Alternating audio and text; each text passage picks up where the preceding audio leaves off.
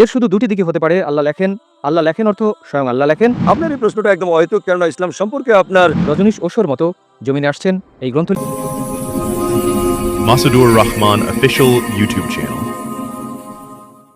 আমার নাম অঙ্কুর ফার্নেস, আমি পেশা ইঞ্জিনিয়ার। যেমনটা আপনি বিজ্ঞানসম্মত যুক্তি দেন, যে আপনি বিজ্ঞানসম্মত দৃষ্টান্ত দেন, আপনার উত্তরে আপনি উত্তর দিচ্ছেন বিজ্ঞান মতে, দৃষ্টান্ত দিয়ে অর্থ বিজ্ঞান মতে আপনি প্রমাণ করেন। আমি এই প্রশ্ন করতে চাই, যেমন আপনি বলছেন যে 4খানা গ্রন্থ বা বলেন তো কোরআন আল্লাহ লিখেছেন, তো এর শুধু দুটি দিকই হতে পারে। আল্লাহ লেখেন অর্থ স্বয়ং আল্লাহ লেখেন, ঠিক। হয়তো আল্লাহ রজনীশ ওশোর মতো জমিনে আসছেন এই গ্রন্থ লিখতে, কিংবা তিনি স্বর্গ হতে কাউকে পাঠিয়ে থাকবেন, নিজে লিখে স্বর্গে বসে লিখে কাউকে পাঠিয়ে থাকবেন। আপনি কি বলতে পারেন উভয়ের মধ্যে কোনটি সঠিক হবে? ভাই সাহেব একটা প্রশ্ন করলেন যে যদি এটা আল্লাহর কিতাব হয়, আল্লাহ তার লেখক হন, যদি লেখেন, তা আল্লাহ কি নিজে পৃথিবীতে এসে লিখেছিলেন না স্বর্গ থেকে লিখে পাঠিয়েছেন? আপনার এই প্রশ্নটা একদম অহেতুক, কেননা ইসলাম সম্পর্কে আপনার পূর্ণ জ্ঞান নেই। যখন আমরা বলি যে এটা আল্লাহর কিতাব বলছি, তো কিতাবের দুটো মানে আছে আরবিতে, একটা হচ্ছে বই, আরেকটা হচ্ছে ওহি, যার মানে ঐশী বাণী। আপনি বলছেন না কিতাবের দুটো মানে, একটা মানে হচ্ছে বই, আরেকটা মানে ওহি, ইংরেজিতে বলবেন রেভেলেশন। তো আমি যখন বলি কিতাব, তা ওহি রূপে এসে কিতাব হয়েছে। এই জন্য আমরা বলি, যখন আমরা বলছি যে 4খানা কিতাবে আমাদের বিশ্বাস আছে, তাওরাত, জবুর, ইনজিল আর কোরআন। তাওরাত হচ্ছে সেই কিতাব যা আল্লাহ তাআলা নাজিল করেন মুসা আলাইহিস সালামের প্রতি, মানে ওহির মাধ্যমে। আমরা বিশ্বাস করি ঐশী বাণীতে, সুতরাং আল্লাহ ওহির মাধ্যমে নাজিল করেন তার পয়গম্বরগণের প্রতি। আল্লাহ তাআলা কিতাব লিখতে তার নিজের আসার কোনো প্রয়োজন নেই। আল্লাহ তাআলা কি করেন? আল্লাহ তাআলা মানুষের মধ্য থেকে একজনকে বাছাই করে নেন আর তার সাথে এক উচ্চ পর্যায়ে যোগাযোগ করেন।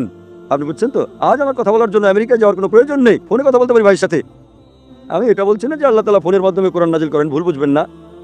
ফোন তো এখন এসেছে, আল্লাহ তাআলা যোগাযোগ হচ্ছে ফোনের চেয়ে উপরে। আমরা যখন ফোনে কথা বলতে পারি, তো আল্লাহর আসার দরকারটা কি? আমার যদি কোনো খবর আমেরিকায় পৌঁছাতে হয়, তো নিচে যাওয়ার কোনো প্রয়োজন নেই, ফোনে বলতে পারি কিনা? ইমেল আছে, ফ্যাক্স আছে। আল্লাহ তাআলা মানুষের চেয়ে বহু গুণে, গুণ কি মানুষের সাথে তুলনাই করা যায় না, এটা বলাও ভুল। আল্লাহ তাআলার স্তর একটা ভিন্ন স্তর। আল্লাহ তাআলা ওহির মাধ্যমে, উচ্চ পর্যায়ে যোগাযোগের মাধ্যমে, ওহির মাধ্যমে তার পয়গম্বরগণের কাছে বার্তা পৌঁছে দেন।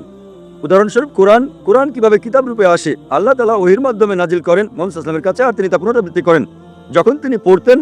কেননা আল্লাহর রাসূল, শেষ রাসূল মুহাম্মদ সাল্লাল্লাহু আলাইহি ওয়াসাল্লাম নিরক্ষর ছিলেন, না লিখতে পারতেন না পড়তে পারতেন। তিনি ডাকতেন তার সাহাবাগণকে, এসো লেখো ইকরা, তো লিখতেন, পড়ো বিসমিল্লাহির রহমানির রহিম, পড়ো বিসমিল্লাহির রহমানির রহিম। তো তিনি নিজের মুখে বলতেন, মানুষে যখন লিখতেন বলতেন পড়ো, আর তিনি শুনে বলতেন ঠিক আছে। এইভাবে ধীরে ধীরে ধীরে 22 বছর, 22.5 বছরে এই কোরআন নাজিল হয়েছে। একসাথে লেখা, স্বর্গ থেকে পাঠানো বা কুদরতের মাধ্যমে লেখা এটা হয়নি। প্রশ্নোত্তর পর্ব কেউ আল্লাহ রাসূলকে জিজ্ঞেস করে যে, উদাহরণস্বরূপ সূরা বাকারা সূরা নম্বর 2 আয়াত নম্বর 219, তারা যখন মদ সম্পর্কে জিজ্ঞেস করে, তো উপর থেকে ওহী আসে। তারা যখন জিজ্ঞেস করে মদ সম্পর্কে, বলে দাও যে মদে ক্ষতি আছে, লাভও আছে, ক্ষতি লাভের চেয়ে বেশি। প্রশ্নোত্তর। এইভাবে ধীরে ধীরে ধীরে 22.5 বছরে কোরআন নাজিল হয়। যখনই নাজিল হতো, তিনি তার সাথীদের, সাহাবাদের বলতেন এবং তারা লিখতেন, তিনি শুনতেন, ঠিক আছে। এইভাবে 23 বছরে আস্তে আস্তে। লেখককে বলি হিন্দিতে, তার চেয়ে ভালো আরবিতে আমরা বলি যে এটা আল্লাহর কালাম, মানে তিনি নিজে লেখেননি, তিনি অথার। আপনি বুঝছেন তো?